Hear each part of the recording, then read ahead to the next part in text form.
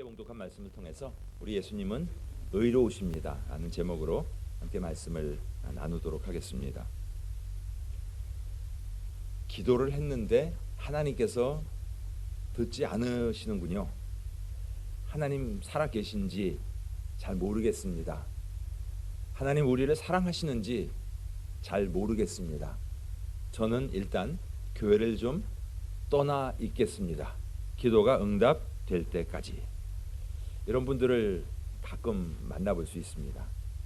얼마나 안타깝고 얼마나 힘들었는데 그렇게 간절하게 기도를 했음에도 불구하고 사랑하는 어머니를 위해서 기도했을 때 어머니가 회복되지 않고 그냥 세상을 떠나셨을 때 그 좌절과 그 아픔 충분히 이해할 수 있습니다.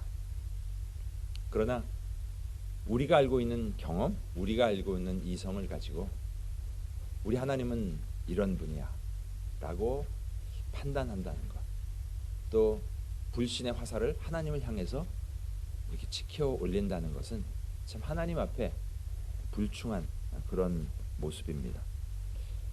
우리가 하나님을 다 알 수도 없고 다 이해할 수도 없고,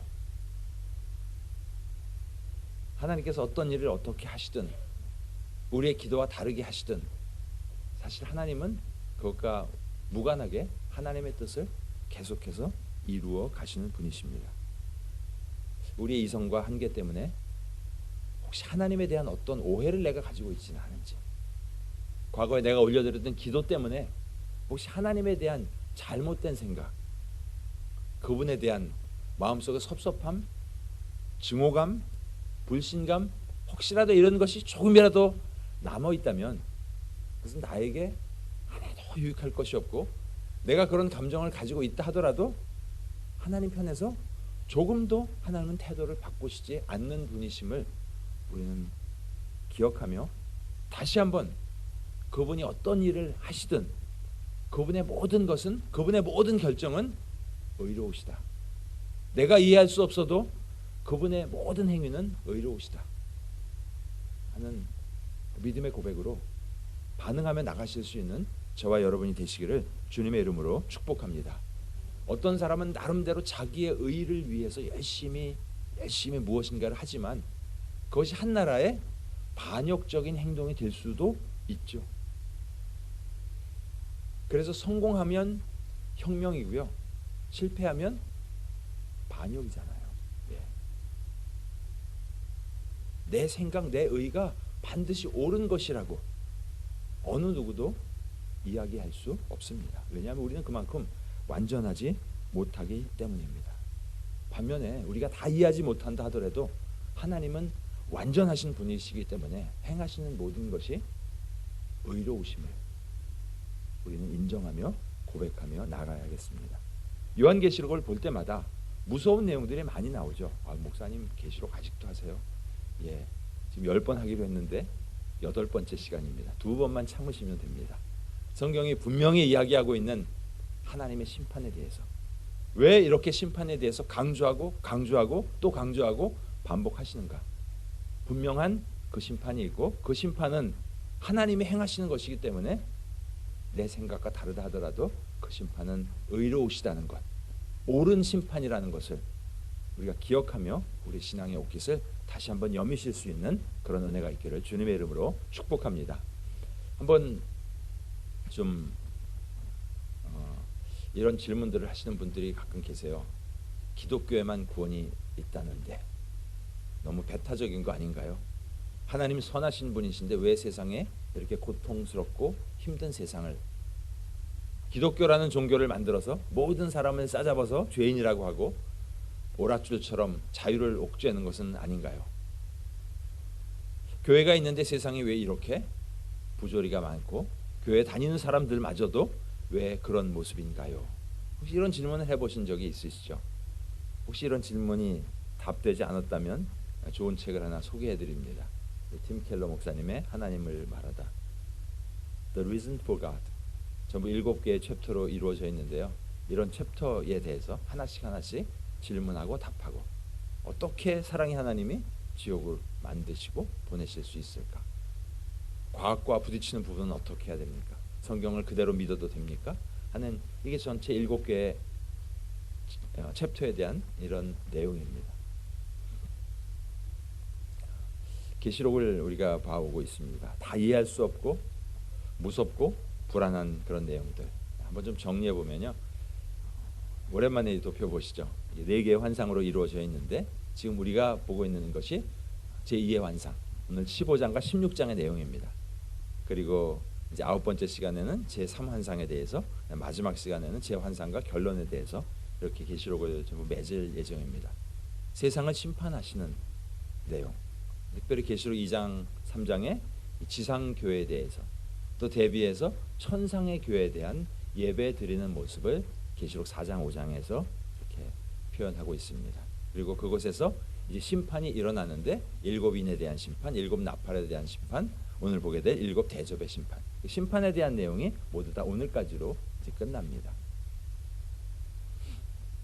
그래서 7째 인, 이게 7번째 인 안에 7 나팔이 있고, 이 7번째 나팔 안에 7 대접 심판이 있는데, 신자와 불신자 모두에 대한 심판, 또 어떤 것은 불신자에 대한 이런 심판, 이렇게 나눠져 있다고 말씀을 드렸습니다. 그래서 심판의 목적은 죄로부터 돌아와라, 회개하고 돌아와라. 내 생각과 다르다 하더라도 하나님 기준의 죄라고 하시면 그것이 죄이니까 회개하고 돌아와라. 그런데 하나님은 오래 참으시지만 끝까지, 마지막까지 또 참으시는 분은 아니시라는 것. 특별히 오늘 이제 마지막 7째 나팔에 대한 심판이 시작되면요, 가차 없이 중간에 쉼 없이 심판이 끝까지 진행돼 버리는 것을 성경은 이야기하고 있습니다. 앞에서부터 정리해 보면 이렇죠. 그래서 오늘 이제 대접 심판, 중간 중간에 막간도 있고, 7인을 떼기 전에 잠깐 막간이 있었고, 7째 나팔이 나가기 전에 잠깐 막간이 있었고, 왜냐하면 그때 좀 회개하고 많은 사람들이 돌아오도록. 그렇지만 이제 오늘 16장의 7번째 대접 앞에는 막간이 없다는 사실.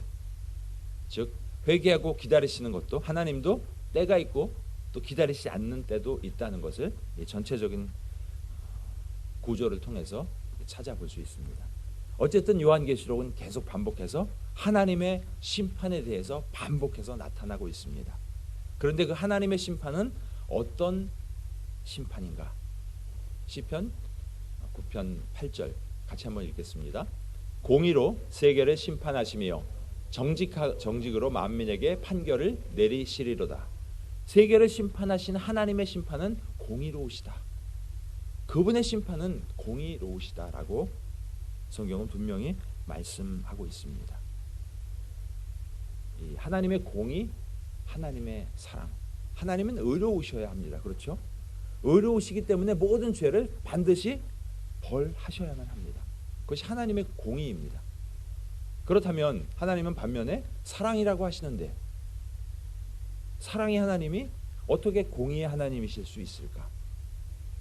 이 어려운 문제를 하나님께서는 독생자 예수 그리스도를 이 땅에 보내셔서 아들로 하여금 모든 죄를 다 짊어지게 하시고, 그 죄로 말미암아 아들이라도 죽이시는 하나님의 공의, 그 공의를 통하여 우리의 모든 죄를 용서하실 그 길을 열어놓으셨습니다. 우리가 아직 죄인 데 있을 때 하나님께서 독생자를 주시기까지 우리를 사랑하셔서 우리를 구원하신 하나님의 그 크신 사랑, 하나님의 공의와 같이 균형 잡힌 하나님의 사랑. 오늘 심판하시는 하나님의 공의로 심판하시는 하나님의 그 메시지 16장 1절에 이렇게 선포하고 있습니다. 내가 들으니 성전에서 큰 음성이 나서 7 천사에게 말하되 너희는 가서 하나님의 진노의 7 대접을 땅에 쏟으라. 마지막 심판 7 대접 심판을 땅에 쏟으라고 말씀합니다. 여태까지 봤던 심판 보면 그 seal, 인, 그 다음 2번째 나팔, 7 나팔, 그 다음에 이제 대접 7개에 대한 심판이 계속적으로 나오는데, 내용을 읽어보면 비슷해 보입니다. 그런데 좀 더 깊이 읽어보면 그 심판이 점점 더 심해지는 것을 성경은 기록하고 있습니다. 그리고 심해진 심판에 갔을 때 그 심판의 대상이 모든 사람이 아니라 믿음을 갖지 아니한 자, 복음을 거부한 자, 불신자, 성경의 표현에 의하면 짐승에게 표받은 자, 우상을 섬긴 자, 대상이 그렇다라고 분명하게 이야기하고 있습니다. 갈수록 심판은 점점 더 심해져 가고 있습니다. 우리가 살고 있는 세상은 어떻습니까? 자연재해나 놀라운 일들이 5년 전에 일어났던 일보다는 우리가 더 놀랄 일들이 점점 더 생겨지죠. 왜 세상이 좀 더 좋아지지 않고 과학이 발전하는데 세상이 점점 더 망가져가고 힘들어져 갈까요?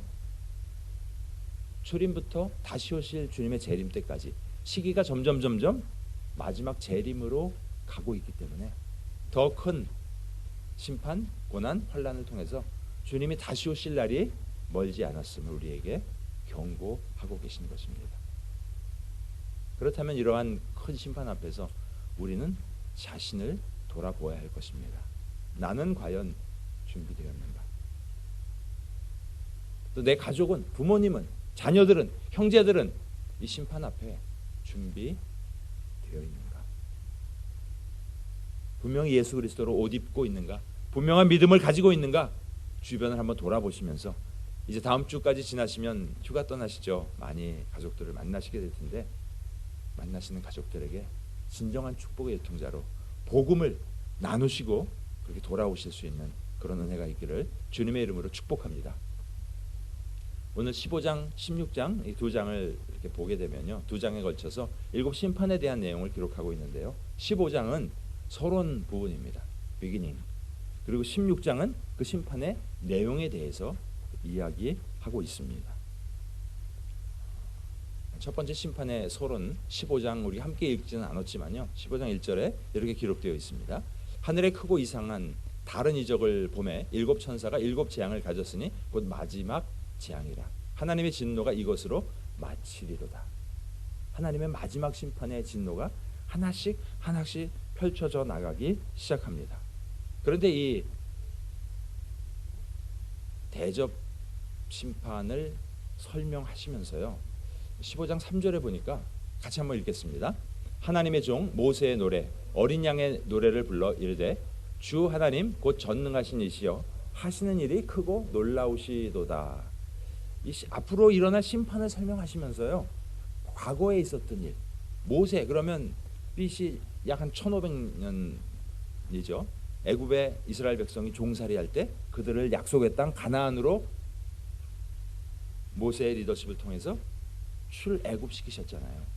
그때의 사건을 기억하게 하시면서 그때 하나님께서 어떤 일을 행하셨는가, 그 행하신 일 앞에 모세가 찬양하며 노래했었던 그 내용과 같은 내용을 설명하면서, 즉 그때 수천 년 전에 있었던 그 사건을 다시 한번 예화로 들어서 그때 이 사건이 이런 의미였단다라는 것을 그래서 설명하려고 계시록 15장 3절에 하나님의 종 모세의 노래 어린 양의 노래를 불러 이르되 하나님이 어떤 분이시다 하는 것을 이야기하고 있습니다. 보면 모세의 노래가 무엇이었는가? 출애굽기 15장 1절부터 18절까지가 모세가 하나님 행하신 일들을 찬양하는 부분이 나오는데요. 이때 모세와 이스라엘 자손이 이 노래를 여호와께 노래하니, 무슨 노래를 했을까요? 홍해를 가르치고 우리를 구원하신 하나님을, 와 하나님 대단하십니다, 놀라우십니다, 그 찬양을 한 거잖아요. 15장 19절에 보면 마지막에 이렇게 설명합니다. 바로의 말과 병거와 마병이 함께 바다에 들어가매 여호와께서 바닷물을 그들 위에 되돌려 흐르게 하셨으나 이스라엘 자손은 바다 가운데서 마른 땅으로 지나간지라. 여기 보시면 심판과 구원이라는 두 단어가 동시에 막 떠오르죠. 하나님의 적이라고 여겨졌던 애굽의 군대, 여기가 물에 수장되는 심판.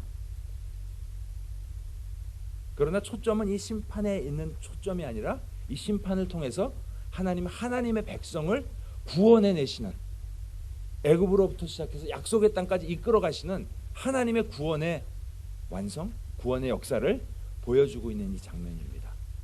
그렇죠. 이 내용들을 통해서 하나님을 높인 내용들, 그것이 모세의 노래인데요. 출애굽기 15장 1절부터 18절까지 빼곡하게 설명이 되어 있습니다. 그 내용과 오늘 읽지는 않았지만 계시록 15장에 나와 있는 찬양의 노래를 이렇게 비교해 봤더니 정말 비슷한 내용들을 연결시키고 있습니다. 그 의도는 출애굽시키신 하나님의 심판과 구원과 마찬가지로 이 땅에 사는 동안 세상에서 심판이 있고 어려운 일이 생겼을 때 그것에 대한 분명한 목적은 심판의 목적을 둔 것이 아니라 하나님의 교회, 구원받아야 될 백성에 대한 온전한 구원을 이루시기 위함이다라는 것을 설명하기 위해서 이 모세의 노래, 구약에 있는 내용들을 이렇게 들어서 함께 이야기하고 있습니다. 나눠드린 설문 노트에 있는 이 표입니다. 모세의 노래 출애굽기 15장 1절부터 18절까지의 내용 한번 좀 정리해 보았고요. 계시록 15장 2절부터 4절까지의 내용을 보면 이렇게 같이 매칭되는 내용들이 함께 있습니다. 애굽을 심판하셨지만 결국 하나님의 초점은 이스라엘을 구원하시기 위한 심판과 구원을 동시에, 마찬가지로 계시록에 짐승이라고 표현된 세상의 통치자 사단의 수하, 짐승과 우상 숭배자 심판은 교회를 구원하기 위함이다. 그리고 하나님은 어떤 분이신가? 이방신 비교할 수 없는, 그와는 비교할 수 없는 우월한 능력을 가지신 하나님이시다. 그래서 노래의 결론이 결국 여호와께서 영원무궁하도록 다스리신다. 하나님의 통치에 대한 찬양. 마찬가지로 계시록 15장에서도 만국의 왕, 만국이 주께 경배하는 모습으로 이렇게 과거에 있었던 사건을 통해서 하나님은 그 사건이 오늘을 사는 우리와 무관하지 않다 말씀하고 계십니다. 그것을 조금 어려운 한문으로, 어려운 거 아니죠? 이 정도면 다시 학교 시험 볼 때 뭐 공자왈 하면서 다 배우셨던 내용이죠. 온고이지신. 옛 것을 통하여서 새로운 것을 배운다. 제가 뭐 이 시간 주일 말씀 시간에 공자님 말씀을 설파하려고 하는 것은 아니고요.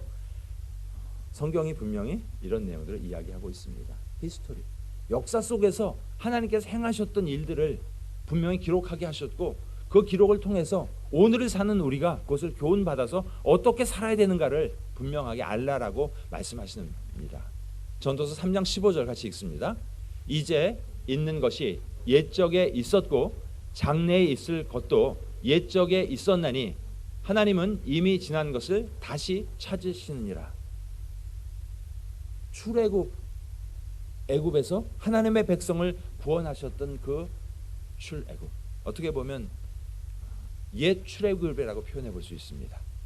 그렇다면 이제 마지막 때에 교회 또 믿는 백성들을 구원하시는 새 출애굽, 그것을 위하여 하나님은 심판이라는 어떻게 보면 무자비한 도구를 사용하신다는 것. 조금 어려우신가요? 로마서 15장 4절, 무엇이든지 전에 기록된 바는 우리의 교훈을 위하여 기록된 것이니, 과거의 사건을 기록하게 하시는 것, 오늘의 삶과 무관하지 않다는 것 여러분 기억하시기 바랍니다. 심판하시는 하나님, 무서운 심판이었지만 이스라엘 백성을 구원하신 하나님의 구원의 역사, 마찬가지로 계시록에 나타난 어지럽고 무섭고 감당하기 어려운 그 심판의 모든 내용들, 믿음의 백성들을 향한 것이 아니라 우리를 구원하시고 우리의 구원을 완성해 나가시는 하나님의 공의로운 심판임을 우리는 기억하며 그렇게 담대히 나갈 수 있어야겠습니다. 바벨론을 심판하신, 세상 나라를 대표하고 있는 바벨론의 심판, 이것은 교회의 구원을 위한 것이기 때문에 우리가 계시록에 남아있는 심판의 내용을 두려워할 대상이 아니라는 것. 우리가 믿는 하나님은 탁월한 우월성을 가지고 계신 분이십니다.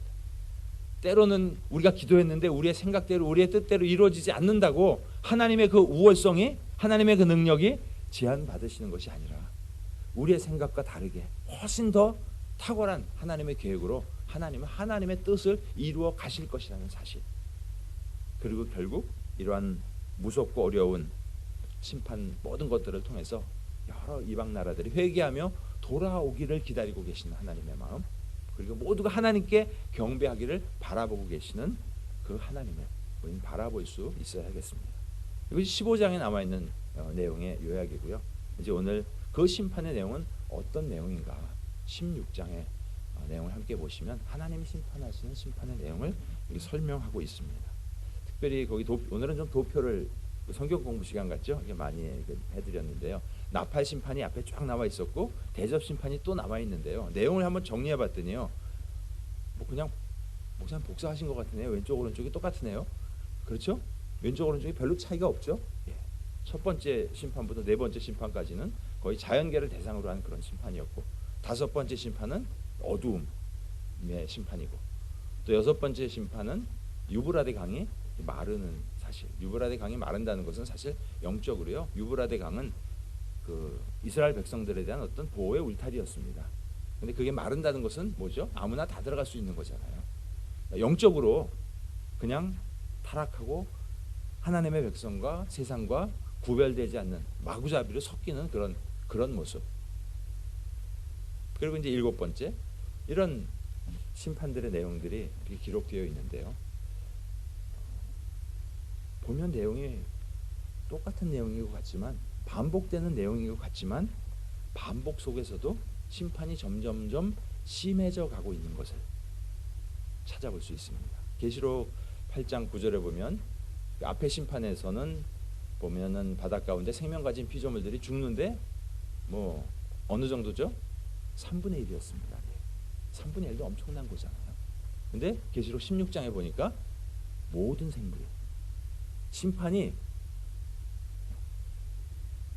반복되면서 이 프로그레션 점점 더 심해져 가고 있는 세상의 악이 더 심해져 가는 이유, 세상의 천재지변이 더 심해져 가는 이유, 왜 그럴까? 과학이 발전했는데 왜 세상은 점점 더 어려워질까? 분명 우리는 마지막 때를 향해서 한 걸음 한 걸음 어제보다는 오늘 우리는 종말에 한 걸음 더 가까이 왔다는 것. 우리가 이 세상을 하직하고 떠나갈 날이 하루 더 가까운 거라고요. 그러나 그게 비극이 아니라 주님 만날 날이 더 가까워 왔다는 것이죠. 그 심판하시는 하나님을 우리가 기억하며 살라고 우리에게 말씀하고 계십니다. 그 심판의 강도가 점점 강해져 가고 있다는 것. 왜 이렇게 살수록 올해보다는 내년이 더 좋아질 겁니다. 후년은 더 좋아질 겁니다. 한 10년 전에만 해도요. 비전 2020 이런 비전이 나왔습니다. 그 비전 2020는 뭐냐면 2.0, 2.0으로 지금 하나님의 비전을 잘 보자라는 그런 비전도 있었지만요. 2020년에는 하나님께서 위대한 일을 이루셔서 세상이 많이 좋아질 거라는 그런 꿈을 가지고 달려왔는데 그게 이제 코앞에 닥쳤잖아요. 한 달 남았잖아요. 근데 2020년은 위대하고 멋진 한 해가 될 걸로 그렇게 기대하시나요? 아니잖아요.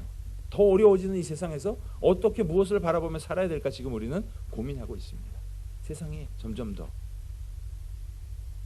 그다음 두 번째는 이제 심판이 환경에 대한 심판이었습니다. 주로. 그러나 이제는 직접적으로 불신자들에게 화를 내리시는 직접적인 심판이라는 것. 그리고 중간중간에 이 심판의 막간이 있어서 잠깐 생각해보고 쉬고 돌아올 기회가 있었는데 이 대접 심판은 여섯 번째, 일곱 번째 사이에 막간이 없다는 것. 심판이 진행되면 그냥 끝까지 심판이 진행돼 간다는 것. 즉 회개할 수 있는 기회. 주님 앞에 돌아올 수 있는 기회가 항상 있는 것은 아니라는 것. 어쩌면 오늘이 마지막 회개해야 될 날이 될 수도 있다는 사실. 오늘 밤에 주님이 불러가실지 우리는 사실 모르는 그런 현실 속에서 살고 있습니다. 이 일곱 대접에 대한 심판의 내용도요.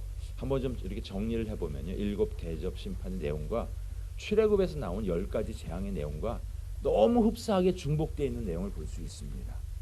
이것을 그냥 이렇게 두드려 맞췄다라고 생각하기에는 15장에 분명히 서론에서 이야기를 했습니다. 모세의 노래, 출애굽 당시에 있었던 일, 과거의 그 일, 그 엄청난 심판, 그보다 더 무서운 심판이 분명히 우리 앞에 있는데 그 심판 앞에서 우리는 어떻게 살아야 될 것인가? 우리의 신앙을 점검하면서 나뿐만 아니라 내 가족들, 자녀들, 부모님 분명한 신앙이 있는가? 이 심판을 면할 분명한 믿음이 있는가? 돌아보아야 하겠습니다. 그럼에도 불구하고 하나님의 이 심판은 의로우시다라고 말씀하고 계십니다. 저분은 정말 착하게 살았는데요. 그것은 우리 생각이죠.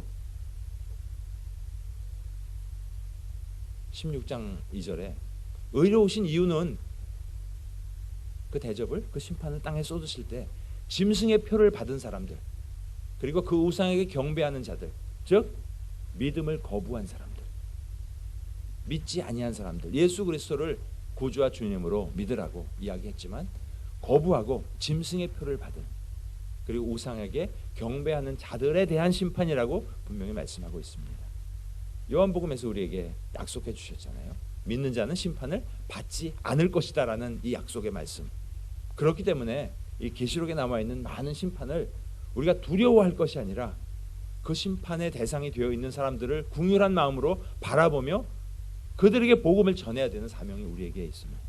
또 우리가 정말 마지막 때에 흔들리지 않도록 예수 그리스도로 옷 입고 살리라 이렇게 결단하며 나가실 수 있는 저와 여러분이 되시기를 주님의 이름으로 축복합니다. 반복해서 이 심판은 의롭다, 의롭다, 의롭다 말씀하십니다. 수도 없이 많은 수십억의 인구가 죽을 수도 있습니다. 그럼에도 불구하고 이 심판은 의로운 심판이다라고 말씀하십니다. 내 생각에 이거 하나님은 의롭지 않으신데요. 그건 내 생각일 뿐입니다. 하나님은 의롭다고 생각하시는 그 하나님의 심판을 하나님의 때에 진행하십니다. 16장 6절 그들에게 피를 마시게 하신 것 어떻다고요? 합당하다고요. 왜냐하면 그들이 성도들을 힘들게 했고요. 선지자들의 피를 흘린 그들에게 하나님께서 이렇게 갚으시는 것은 합당합니다. 또 7절에도 심판하시는 것은 참되시고 의로우시도다. 그 심판으로 말미암아 구원이 완성되기 때문에 우리는 하나님께서 행하실 그 일을 기대함으로 나가야겠습니다. 그런데 이런 어려움이 닥치게 되면요, 좀 두려워서라도 와서 하나님을 찾고 예수님을 믿고 참 그랬으면 좋겠거든요. 근데 성경에 보니까 오늘 뒤에 부분은 안 읽었는데요, 9절 11절에 보면 사람들이 크게 태움에 태워진지라, 엄청 어려움을 겪었죠. 이 재앙들을 행하는 권세를 가진 하나님의 이름을 경외하지 않고 오히려 비방하고 회개하지 아니하고 주께 영광을 돌리지 아니하더라. 11절에 아픈 것과 종기로 말미암아, 아프면 나와서 엎드려지지 않고 더 마음이 완악해져서 하늘의 하나님을 비방하고 그들의 행위를 회개하지 아니하더라. 이 말씀을 통해서 하나님이 원하시는 것은 뭐죠? 회개하고 돌아와라. 그 고통, 그 아픔, 그 놀라운 심판 앞에 두려우면 회개하고 하나님 앞에 돌아오라고 하나님은 팔 벌리시고 기다리고 계시는 하나님이심을 우리 다시 한번 기억해야겠습니다. 아무리 착하게 살았다 하더라도요, 이 하나님의 부르심을 거절한 자 절대로 용서하지 않고 이 마지막 심판 앞에서는 기회가 없음을 말씀하고 있습니다. 이스라엘의 역사 가운데에서 끊임없이 하나님 부르셨습니다. 주님의 최후의 심판, 결국 믿음의 백성을 구원하시는 것이기 때문에 우리 주님의 심판은 의로우시다는 것을 여러분 기억하시면서 이 계시록은 그냥 쓰여진 책이 아닙니다. 앞으로 일어날 일들, 그리고 현재 일어나고 있는 일들을 어떤 이미지적인 어떤 환상의 내용으로 우리에게 전달하고 있습니다. 다시 오실 주님 대강절 절기를 시작하시면서 우리 신앙의 옷깃을 새롭게 여미시는 저와 여러분 되시기를 주님의 이름으로 축복합니다. 이 시간 우리 같이 한번 기도했습니다.